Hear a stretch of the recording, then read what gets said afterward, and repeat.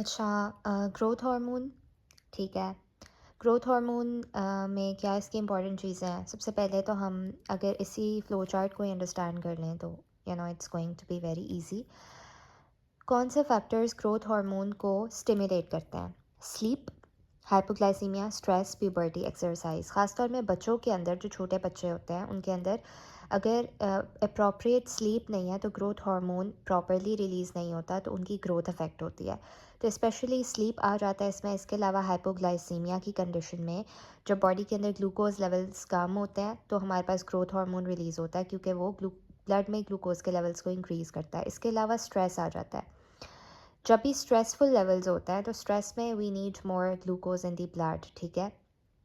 तो उसमें भी ग्रोथ हार्मोन रिलीज़ होता है, क्योंकि ग्रोथ हार्मोन स्ट्रेस में रिलीज़ होगा। इसके अलावा ये ब्लड में भी ग्लूकोज को इंक्रीज़ करेगा। इसके अलावा प्यूबर्टी और एक्सरसाइज की कंडीशंस में भी ग्रोथ हार्मोन इंक्रीज़ होता है। कौन सी कंडीशंस हैं जिसमें ग्रोथ हार्मोन का लेवल डिक्रीज़ हो जाता है या फिर उसकी इनहिबिशन हो जाती है, सिक्रीशन की इनहिबिशन हो जाती है? एजिंग, ज़ाहिर सी बात है, when you are moving towards senescence और एजिंग, तो क्या होता है, ग्रोथ हार्मोन की उतनी रिक्वायरमेंट नहीं रहती।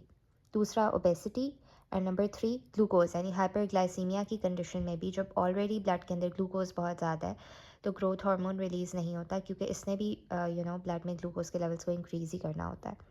अब ये जितने भी फैक्टर्स हमने देखे जो ट्रिगर कर रहे हैं और जो सप्रेस कर रहे हैं, इन्होंने जाकर एक्ट करना होता है ग्रोथ हार्मोन रिलीजिंग हार्मोन पर, ठीक है। हाइपोथैलेमस के अंदर ये होता है। और जब ये फैक्टर रिलीज़ होता है तो ये एंटीरियर पिट्यूटरी पर जाकर पॉजिटिव फीडबैक देता है और वहाँ से ग्रोथ हार्मोन रिलीज़ होता है। ग्रोथ हार्मोन के क्या फंक्शंस होते हैं? इसने अमाइनो एसिड अपटेक को इंक्रीज़ करना है, प्रोटीन सिंथेसिस को इंक्रीज़ करना है, आरएनए डीएनए की सिंथेसिस को इंक्रीज़ करना है। इसके अलावा कॉन्ड्रोइटिन सल्फेट को इंक्रीज़ करना है, कोलेजन को इंक्रीज़ करना है, सेल का साइज़ और नंबर इंक्रीज़ करना है। इसके अलावा ग्रोथ हार्मोन जो है ना वो IGF-1 के थ्रू, अच्छा, ग्रोथ हार्मोन ने ना IGF-1 insulin like growth factor 1 के थ्रू ये सारे काम करवाने हैं, लाइक अमाइनो एसिड अपटेक को इंक्रीज़ करवा रहा है। दूसरा,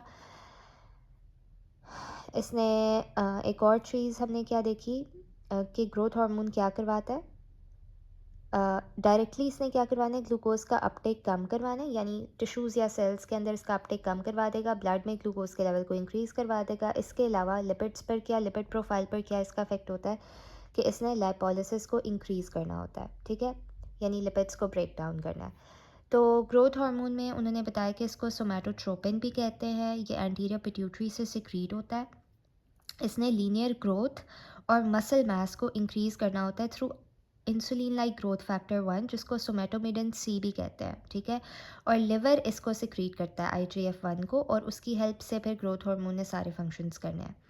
फिर उन्होंने कहा है कि इंक्रीज्ड इंसुलिन रेजिस्टेंस डायबिटोजेनिक, ठीक है, यानी कि अगर ग्रोथ हार्मोन अगर ज़्यादा हो जाए ना तो इंसुलिन रेजिस्टेंस हो जाती है, ठीक है। ये चीज़ इन्होंने यानी इंसुलिन का काम होता है ना कि उसने ब्लड में ग्लूकोज के लेवल्स को कम करना होता है, सेल्स के अंदर ज़्यादा करना होता है, जबकि ग्रोथ हार्मोन ऑपोजिट काम कर रहा है। तो अगर ग्रोथ हार्मोन की सिक्रीशन ज़्यादा हो रही है तो इंसुलिन अपना प्रॉपरली काम नहीं कर पाएगा और इंसुलिन रेजिस्टेंस डेवलप हो जाएगी। बाकी उन्होंने कहा है कि जो ग्रोथ हार्मोन रिलीजिंग हार्मोन के रिस्पॉन्स में ग्रोथ हार्मोन पल्सटाइल मैनर में रिलीज़ होता है। बाकी इसकी सिक्रीशन एक्सरसाइज में, डीप स्लीप में, प्यूबर्टी में, हाइपोग्लाइसीमिया में और क्रॉनिक किडनी डिजीज़ के केस में, इसकी CKDs, क्रॉनिक किडनी डिजीज़, इनके केसेस में ग्रोथ हार्मोन की सिक्रीशन इंक्रीज़ हो जाती है। बाकी उन्होंने कहा है कि अगर ऑलरेडी ग्लूकोज बहुत ज़्यादा है ब्लड के अंदर, या फिर सोमेटोस्टेटिन जो कि ऑपोजिट काम करता है ग्रोथ हार्मोन के, अगर वो प्रेजेंट है, ठीक है, तो उस केस में ग्रोथ हार्मोन की सिक्रीशन कम हो जाएगी। इसके अलावा अगर somatomedin which is a regulatory molecule secreted by liver in response to growth hormone acting on the target tissues, अगर वो भी बहुत ज़्यादा है तो ग्रोथ हार्मोन की सिक्रीशन कम हो जाएगी। बाकी उन्होंने कहा है कि excess secretion of growth hormone, like for example अगर कोई पिट्यूटरी ग्लैंड में एडेनोमा हो गया तो ग्रोथ हार्मोन की बहुत ज़्यादा सिक्रीशन होने लग गई है, उसके रिजल्ट में क्या हो सकता है, एक्रोमेगली हो सकती है एडल्ट्स के अंदर, जिसमें हम देखते हैं जॉ बोन बहुत इंक्रीज़ हो जाती है, डिफरेंट लिम्ब्स बहुत इनलार्ज और बड़े हो जाते हैं, हाइपरट्रॉफी हो जाती है। और जाइगेंटिज्म, बच्चों के अंदर, चिल्ड्रन के अंदर जाइगेंटिज्म हो जाता है। ट्रीटमेंट क्या है? Somatostatin analogue. हमने पढ़ा था ना कि ग्रोथ हार्मोन का ऑपोजिट काम करने वाला सोमैटोस्टैटिन होता है। तो सोमैटोस्टैटिन एनालॉग्स जो हैं, लाइक फॉर एग्जांपल ऑक्ट्रियोटाइड, ये ग्रोथ हार्मोन को कम, ये उसके इफ़ेक्ट को कम कर देते हैं, या फिर हम सर्जरी भी कर सकते हैं। नेक्स्ट आ जाता है एंटी डायूरेटिक हार्मोन, इसको बोलते हैं वेजोप्रेसिन भी। अब इसका सोर्स क्या है? हाइपोथैलेमस के अंदर जो सुप्राऑप्टिक और पैरावेंट्रिकुलर न्यूक्लियाई होता है, वहाँ पर ये स्टोर भी होता है और वहाँ से सिक्रीट होता है पोस्टीरियर पिट्यूटरी में। यानी स्टोरेज साइड क्या है एंटी डायूरेटिक हार्मोन की? वो पोस्टीरियर पिट्यूटरी है, जबकि सिंथेसिस कहाँ हो रही है? हाइपोथैलेमस के अंदर। ठीक है। अब उन्होंने कहा है कि फंक्शन क्या है, कि इसने ब्लड प्रेशर को रेगुलेट करना है। V1 रिसेप्टर्स के थ्रू ये उनके ऊपर एक्ट करेगा और ब्लड प्रेशर को रेगुलेट करेगा। दूसरा, सीरम ऑस्मोलैलिटी को भी रेगुलेट कर रहा होता है वाया V2 रिसेप्टर्स। तो this is important to remember कि ब्लड प्रेशर को V1 रिसेप्टर्स के थ्रू, और जबकि सीरम ऑस्मोलैलिटी को V2 रिसेप्टर्स के थ्रू रेगुलेट कर रहा होता है। प्राइमरी फंक्शन क्या होता है? कि इससे सीरम ऑस्मोलैलिटी को रेगुलेट करना होता है। कैसे? कि ADH जो है ना, एंटी डायूरेटिक, इसने सीरम की ऑस्मोलैलिटी या ब्लड की ऑस्मोलैलिटी को कम कर देना है, यूरिन की ऑस्मोलैलिटी को ज़्यादा कर देना है। क्यों? क्योंकि ये एंटी डायूरेटिक है ना, यानी डायूरेसिस को रोक रहा है। जब बहुत ज़्यादा वाटर को ये रीअब्जॉर्ब करेगा, वाटर की एक्सक्रीशन नहीं होने देगा, तो यूरिन कंसनट्रेट हो जाएगा, जबकि ब्लड जो है वो, उसकी ऑस्मोलैलिटी कम हो जाएगी, वो हाइपोटोनिक हो जाएगा। Via regulation of aquaporin channel insertion in principal cells of renal collecting duct, यानी कि जो रीनल कलेक्टिंग डक्ट के अंदर जो प्रिंसिपल सेल्स होते हैं, वहाँ उसकी मेम्ब्रेन के अंदर वो एक्वापोरिन को इंसर्ट कर देता है ADH, और उस एक्वापोरिन से वाटर की रीअब्जॉर्प्शन होती है। बाकी रेगुलेशन क्या है? प्लाज्मा ऑस्मोलैलिटी की। प्राइमरी इसकी रेगुलेशन प्लाज्मा ऑस्मोलैलिटी की होती है, और ये हाइपोवोलेमिया करवा देता है।